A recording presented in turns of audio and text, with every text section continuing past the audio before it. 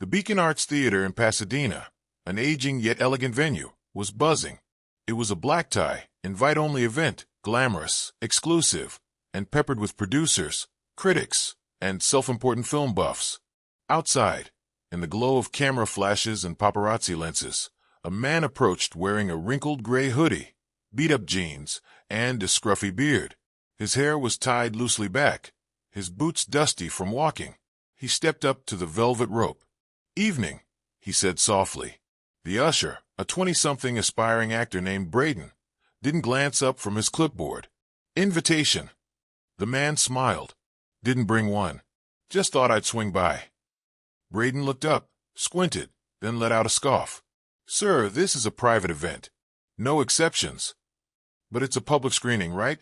"Charity event?" the man asked politely. Braden folded his arms. "Yes, a charity event. For real guests. You can't just walk off the street and think you're—" He froze. Something about the man's voice, his face, it was familiar. "Wait a sec," Braden said, suspicious. "You trying to look like Keanu Reeves or something?" The man chuckled. "Or something." "Okay, funny guy," Braden snapped, waving over security. "We've got another cosplayer trying to crash. You need to leave." The man raised his hands peacefully. "All good. No trouble. Just thought I'd drop in." He turned without argument and walked away. Inside, the crowd settled into plush red seats. On screen, the iconic green code began to reign. The Matrix began. Braden bragged to his friends about the weird drifter. He turned away. Tried to pull the whole "I'm Keanu" act. As if, backstage, theater director Linda Marquez scrolled her phone and stopped cold. Her eyes widened. "Wait, what?" Her assistant glanced over. "What is it?" Linda held up a blurry photo someone had posted to social media. It showed Braden at the entrance, turning away the real Keanu Reeves. Linda stormed out of the backstage hallway, heels clicking across the marble tile. She burst into the lobby, scanning for Braden, who was now basking in his inflated self-importance. "Braden," she snapped. He jumped, straightening his vest. "Yeah." She shoved the phone in his face. "Is this you, turning away Keanu freaking Reeves?" He blinked. "Oh, what? No way. That guy was just some bum trying to look like him. Hoodie, scruffy, total fake." Linda's voice dropped an octave. "Braden, that was Keanu. And do you know why he didn't bring an invite?" She didn't wait for an answer. Because he was the surprise guest of honor. The studio coordinated it with his manager weeks ago. Braden's face drained of color. "Wait, what? But he didn't look like." "Do you think Keanu Reeves struts around in tuxedos all day?" she barked. Outside, Keanu sat alone at the edge of a nearby park bench under a tree, sipping from a paper cup. He was quietly watching the flickering glow of the theater through its windows. He didn't look mad, just thoughtful. Suddenly, a young girl, maybe 10 years old, approached him, dragging her dad along behind her. "Dad, that's Neo," she whispered. The man squinted. "Sweetie, I don't think that's—" Keanu looked up and smiled. "Hi there," he said, lowering his hood. The girl's eyes went wide. "It is you." He gave her a little bow and signed the back of her Matrix DVD with a Sharpie she offered, an actual Sharpie. Her dad looked like he might faint. Back at the theater, Linda paced in panic. "We gotta fix this." He left. "We offended Keanu Reeves." Just then, the assistant director rushed over. "You're not gonna believe this. Keanu just posted a picture with a kid outside the theater. He tagged us." Linda grabbed the phone. The caption read, "Didn't have a ticket, but still met a true fan. Worth it." Attached was a photo of him and the girl, both smiling ear to ear. And now the internet was on fire. Within minutes, the tweet had exploded. "Keanu gets turned away from his own tribute screening.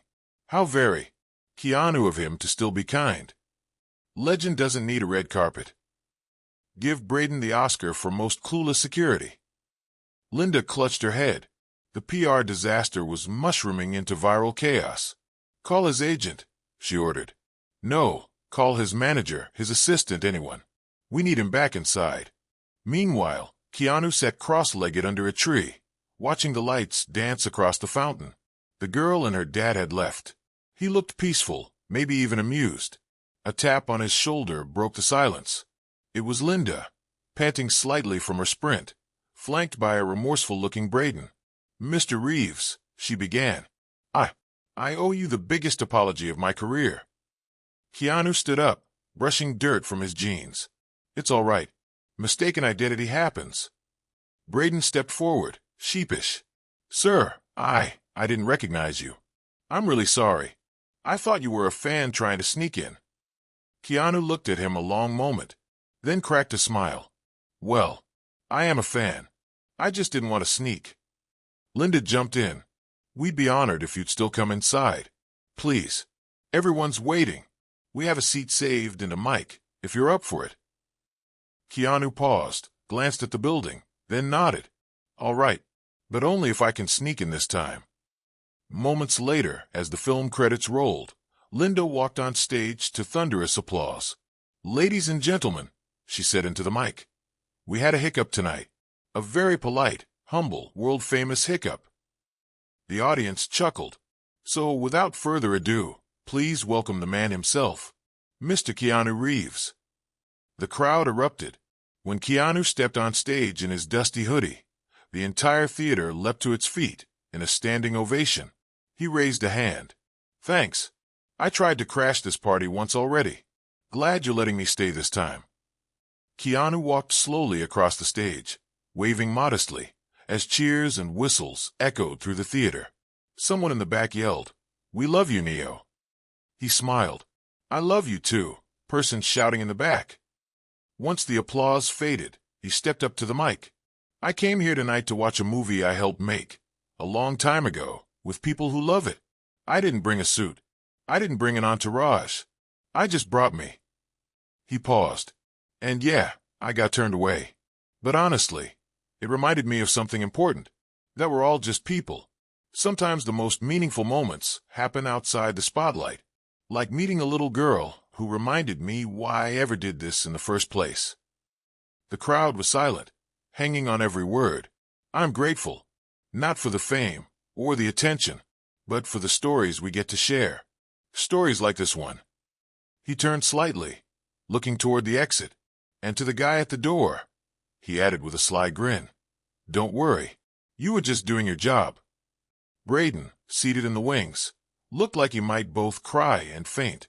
After the Q&A, Keanu stayed, posing for photos, shaking hands, even signing a vintage VHS tape someone brought from home. When the last guest left, he wandered backstage and found Linda still fretting over the night's chaos. He handed her a small envelope. "What's this?" she asked. "Just a little something," he said, "for your next charity night."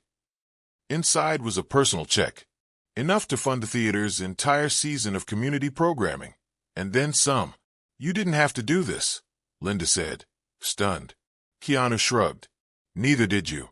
But you ran after me anyway." He turned to leave, but paused. "Oh, and if you ever do a speed screening," he said with a smirk, "maybe let me drive the bus this time." 2 days later, a photo of Keanu sitting under the park tree, holding the little girl's hand, hoodie and all, graced the front page of countless entertainment blogs. But it wasn't the picture that stuck. It was the caption someone had added beneath it. "A real hero doesn't need a spotlight, just a story and a heart big enough to share it."